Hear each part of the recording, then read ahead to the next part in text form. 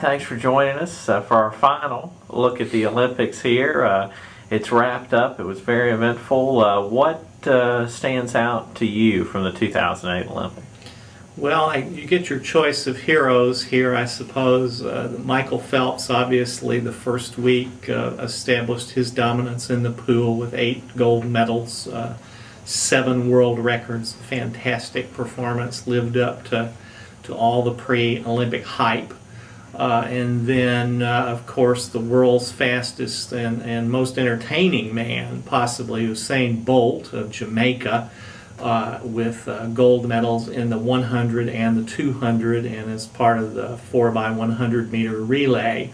I've heard a few people say that, hey, I started out a big Michael Phelps fan, but now I really think I like this Bolt guy the best. And so kind of depends on the flavor of what you like, I suppose. I think those were the most identifiable, the two most identifiably heroic performances. Very interesting at the end, the performance of Team USA in men's basketball and women's basketball.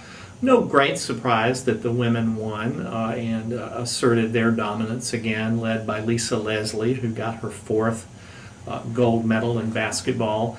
I think it's probably underappreciated what Mike Krzyzewski, the Duke coach, was able to do as head coach of the men's basketball team, to keep all those egos in check, to sell everybody on the roster on their roles, which is something that has not always been easy for their NBA coaches to do. I'm not really sure if Phil Jackson could sell Kobe Bryant on playing the defensive stopper role for 82 games in the playoffs, but for the chance to win a gold medal, these guys were willing to commit to whatever needed to be done. I also think the U.S. finally accepted that international basketball is a different kind of game and requires some different skills, and they were able to put a roster together. I thought Tayshaun Prince was an interesting choice, a former Kentucky player. He's got the arms long enough to be an 8-footer, who was able to block shots on the perimeter and kind of do whatever. So I think that was fascinating and a high emotional point for Krzyzewski, whose college teams have not really lived up to the hype in recent years. There were sports where the United States did not do that well. I don't think it's any surprise that China won the most gold medals. They were very competitive in the gold medals to begin with in the last Olympics, and the home team's always going to win more medals. In 2012, the British will win more medals than they did in China. There are some surprising sports where the U.S. has struggled. I think archery, canoe kayak used to be an event where we were competitive. I think there's a lot of navel gazing going on about what's happened in diving, where we got shut out.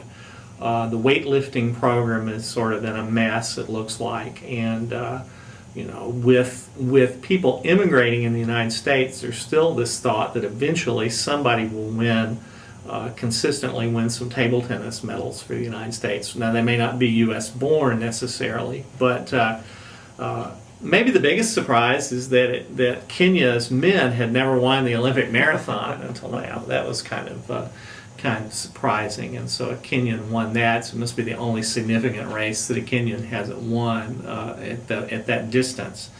I think the U.S. has a lot to be pleased about. We take a very different approach to the Olympics than China does. I mean, China basically runs, I don't want to compare them to puppy mills exactly, but they have almost forced labor of the young tykes that they put into different sports.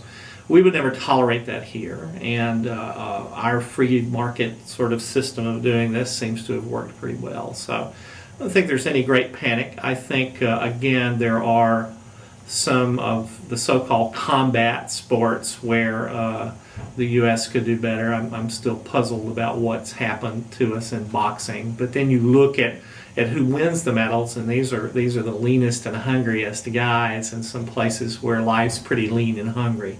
So maybe that helps to explain what's going on there. all in all, I think a tremendous success for the United States. The marquee events, the swimming, gymnastics, and track and field, obviously.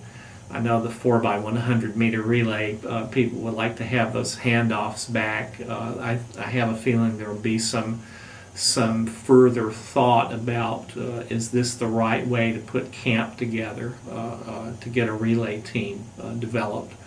But fun games, the only difficulties really too much stuff probably on tape delay. There were too many nights when I'd be here in the office and I'd read who'd won an event, and I'd go home and turn on TV, and NBC would be breathlessly telling me that I was getting ready to see the women's 100-meter dash when it had been held 12 hours before. So that, if you are paying attention, then that's kind of aggravating. But NBC is trying to attract the widest audience, and that's a wide audience that doesn't know what had happened and kind of enjoys the idea of eating dinner and sitting down and getting to see who wins a particular game. So very successful. London's going to be very different in 2012 because they can't hope to match what China did.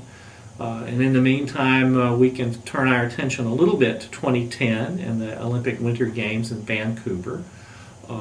Figure skating, obviously, will be the center of attention there. But NBC spent hundreds of millions of dollars to secure the rights to the Beijing Games, and they billed over $1 billion in advertising.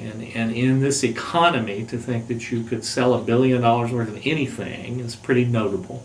And I know they must surely have the sense that whatever it is they've done is not broke and that there's no need to try to fix it. So, and they've got 1 billion reasons that they can argue in favor of that. So I enjoyed it. I'm sorry I didn't get to go. Maybe next time. But in the meantime, it was fun to watch from a distance. Well, thank you very much, John. We appreciate you joining us. It's a pleasure.